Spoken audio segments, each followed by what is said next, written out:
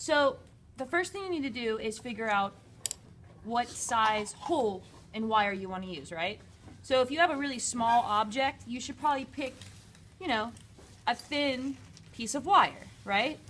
So the first thing I would do is measure this with the gauge, and we always use the side that has whole numbers, not the decimals, right? Because that's really confusing. So I'm going to slide it in the slot to where it fits in, and this is a 14 gauge wire. So what size drill bit do I need?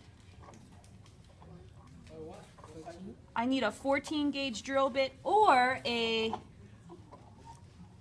13 gauge drill bit. Okay, so here is my 14 gauge drill bit because I already found it for you guys, and it slides right in 14. Okay, so I drilled a hole through that using that drill bit to create this hole here. Now because I'm doing multiple holes, because most of you will be doing more than one rivet on each piece of metal, I'm not sure what your design looks like, I like to tape it down so that it doesn't move on me. There's 2 sheets there. So there it is drilled. And here it is, it slides in and it fits. Is everybody good? Okay. Now, who remembers the length of the rivet? How long should the rivet be? 13. Not very long, right? So the first thing I'm going to do is I'm going to take the end and I'm going to file one of the ends flat, right? And I just keep it inside here so that I can hold it. It's pretty easy to do. File it flat so I get off that pointed edge. Slide it up, and I only want it to stick out the thickness of one of the plates of metal. Okay, so then I'm going to use my thumb and I'm going to hold it. I'm going to pull it out. Maybe. I'm going to pull it out, and where my thumb's at, that's where I'm going to snip it or cut it. If I snip it, I have to file it flat, right? If I saw it, it's already flat. So, moving forward, I have this already prepped. This is tiny. It's tiny. You need to make sure your rivets are the right size. Okay, so now I'm going to slide it in, and sometimes pliers are better for this, to slide it in. I didn't bring flat pliers over, so I'm just going to put it in this way. Sometimes if it's hard to get in, you can always push it on here. Okay? So the next thing I'm going to do is I'm going to hammer it. I don't hammer it until I'm done with all the surface treatment, waxing it, putting texture on it, filing my pieces. It's the last thing I do is this part right here, right? Okay. So we have those little rivet slides. Hey, will you grab me one of those? I forgot to get one. The little rivet helpers. I don't use those on my own.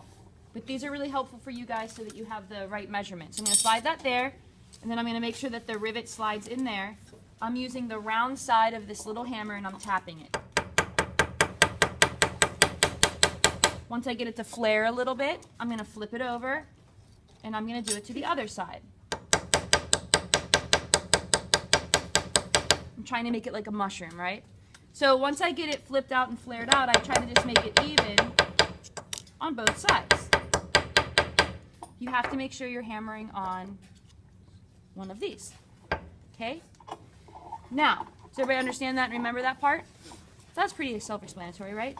Now, if you want to make a tube rivet, there's one step that's different. You can't snip a tube because you'll crush the edge, right? So you have to saw it. You measure it the same length, so you slide it in the hole.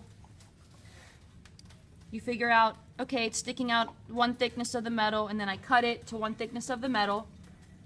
Fast forward. Slide it in. Now, if I was to just hammer this thing, what could happen to it? Anybody know? Well, it's a tube, so couldn't it collapse on itself? Okay, so what I want to do is I want to use one of these tools that are found up there in the stamping area. And I want to put this in the hole so that when I hit it, it flares out. So it's a tapered tool that flares it out. So it's going to look like one of those little grommets on your jeans. Once I flare it out a little bit, then I can hammer it. Once it's flared out a little bit, I'm going to flip it over, and I'm going to do the same thing. So I'm going to use this, see how it's tapered?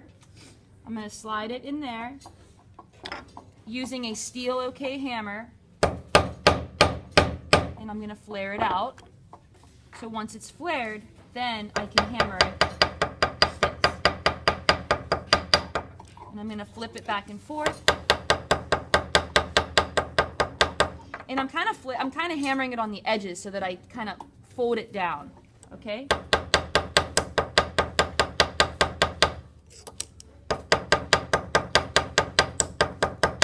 Then I can start going like that. And just flattening it. So they look different. They have a different aesthetic to them. You can use both, you can use one, whatever you want to do. And then the space option is there also. Does anybody have any questions?